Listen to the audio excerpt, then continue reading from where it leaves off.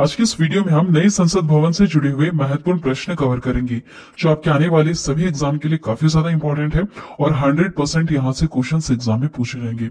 Video को ध्यान से देखिएगा, ट्रेंडिंग टॉपिक है और काफी ज्यादा डिमांड में है। लास्ट में क्वेश्चन भी पूछा है मैंने आप सभी लोगों से, जिसका आंसर आपको कमेंट करके बताना है। शुरू करते हैं फर्स्ट क्वेश्चन से। भारत के नए संसद भवन का उद्घाटन कब किया गया? उत्तर होगा ऑप्शन सी वाला 28 मई को। 28 मई को भारत के नए संसद भवन का उद्घाटन किया गया है, 28 मई 2023 को। नेक्स्ट है, भारत के नए संसद भवन का उद्घाटन 28 मई को किसके द्वारा किया गया? कौन है यह हमारे भारत देश के प्रधानमंत्री है नरेंद्र मोदी। इनके द्वारा नए संसद भवन का उद्घाटन 28 मई 2023 को किया गया। कहां पर किया गया है? नई दिल्ली में किया गया है। अगला देखिएगा, नई संसद भवन का वास्तुकार कौन है? यह सवाल एग्जाम में पूछा जाएगा। बताइए उत्तर क्या होगा? उत्तर होगा यहाँ पर ऑप्शन ए वाला, बीमल पटेल। बीमल पटेल नई संसद भवन के वास्तुकार हैं। कुछ एक्स्ट्रा पॉइंट्स भी हम यहाँ पर कवर करेंगे। देखिए, नई संसद भवन का निर्माण टाटा प्रोजेक्ट ने किया है, जबकि इसकी डिजाइन को अहमदाबाद की company HCP design and management private limited ने अंजाम दिया है। अगला सवाल है, नए भवन को बनाने में लगभग कितने करोड़ रुपए खर्च किए गए हैं? देखिए 1200 करोड़। कितने? 1200 करोड़ रुपए में बनकर तैयार हुआ है नया भवन हमारा। ठीक है, नया संसद भवन। यहाँ पर आप पीछे देख रहे होंगे, ये जो गोल आकार में बना हुआ है यह पुराना है। ये बना था 1921 में, शुरू हो गया था इसका काम बनना और 1927 में यह बनकर तैयार हो गया था। ये पुराना वाला संसद भवन, इसको बनने में उस समय 83 लाख इतने रुपए का ही खर्च आया था। लेकिन अब जो बनाया गया है सन 2023 में जो बनकर तैयार हुआ है, इसको बनाने में 1200 करोड़ रुपए का खर्च आया है। चलिए नेक्स्ट है, नए भवन के लोकसभा चैम्बर में कितने सदस्यों की बैठने की क्षमता है? कितने इसमें बैठ सकते हैं? देखिए 888 सदस्य इसमें बैठ सकते हैं। इतने बैठ सकते हैं, याद रखिएगा, काफी ज्यादा इंपॉर्टेंट पॉइंट। एक्स्ट्रा पॉइंट्स यहाँ पर कवर करेंगे। नए भवन की लोकसभा चैम्बर में 888 सदस्य और राज्यसभा के चैम्बर में 384 सदस्य बैठ सकते हैं। दोनों सदनों की संयुक्त बैठक होने पर लोकसभा कक्ष में कुल 1280 सदस्यों के बैठने की व्यवस्था की गई है। बहुत ज्यादा बड़ा बनाया गया है। नई संसद भवन की आधारशिला कब रखी गई थी? कब रखी गई थी? तो उत्तर होगा ऑप्शन ए वाला, 10 सितंबर 2020 को नई संसद भवन की आधारशिला रखी गई थी। याद रखिएगा, इंपॉर्टेंट है। देखिए एक्स्ट्रा पॉइंट्स, पीएम मोदी ने 10 दिसंबर 2020 को नए भवन की आधारशिला रखी थी और 3 साल से कम समय में यह बनकर तैयार हो गया। ज्यादा समय नहीं लगा, 3 साल में ही यह बनकर तैयार हो गया था। और जो पहले बनाया गया था, जो पुराना बनाया गया था, उसको बनने में करीबन 5 साल के आसपास का समय लगा था, है ना। ये देखिए, अगर हम वर्ग मीटर की हम बात करें कि कितने एरिया को घेर रहा है, तो 64,500 वर्ग मीटर में फैली ये 4 मंजिला इमारत है, जो किस शेप में बनी है, किस आकार में? त्रिकोणीय आकार की बनी हुई है। ठीक है, यह शेप भी आप याद रखिएगा। जो पुराना है वह गोल आकार में बना है, लेकिन जो अब नया बना है यह 4 मंजिल भी है और त्रिकोणीय आकार में बना हुआ है। चलिए अगला देखिएगा, संसद भवन में कितने प्रवेश द्वार है? कितने मुख्य प्रवेश द्वार है इसमें? तो 3 है। ठीक है, 3 है। तीनों का वैसे अलग अलग नाम है। देखिए आगे कवर करते हैं। इस इमारत के 3 मुख्य द्वार हैं। एक का नाम है ज्ञान द्वार, दूसरा है शक्ति द्वार और तीसरा है कर्म द्वार, है ना। ज्ञान, शक्ति, कर्म द्वार, ये 3 मुख्य उसके द्वार हैं।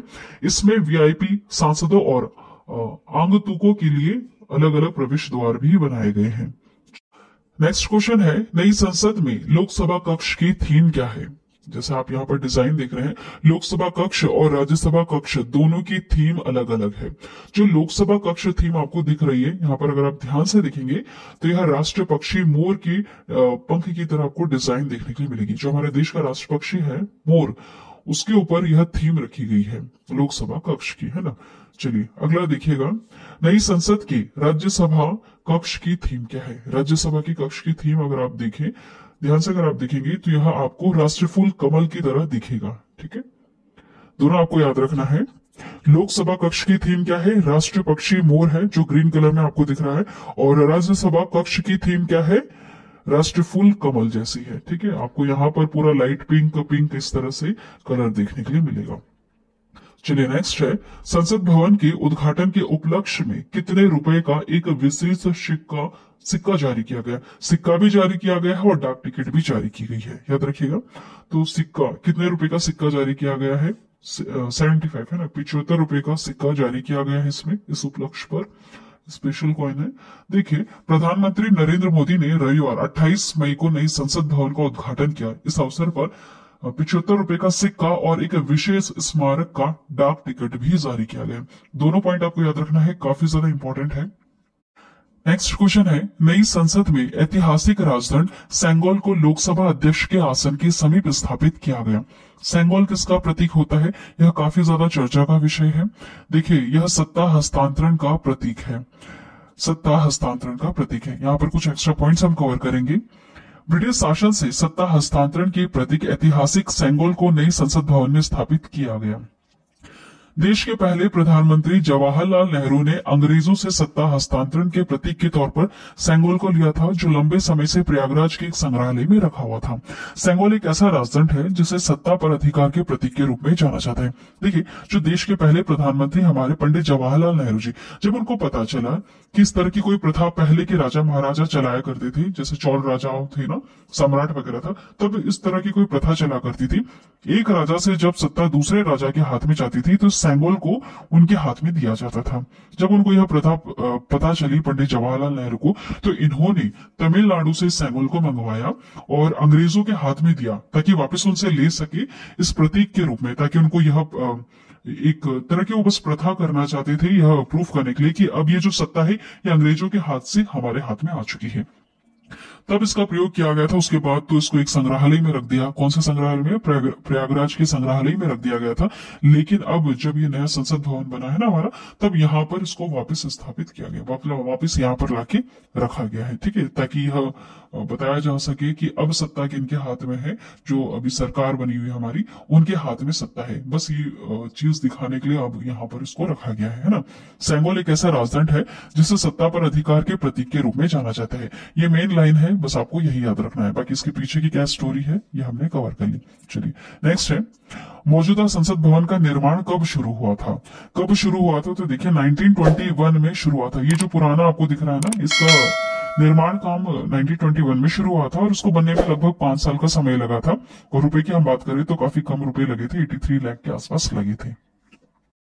नेक्स्ट देखिएगा, कुछ एक्स्ट्रा पॉइंट्स हम यहाँ पर कवर करेंगे। मौजूदा संसद भवन का निर्माण 1921 में शुरू हुआ था और 1927 में बनकर यह तैयार हो गया था, जो लगभग 100 साल पुराना है।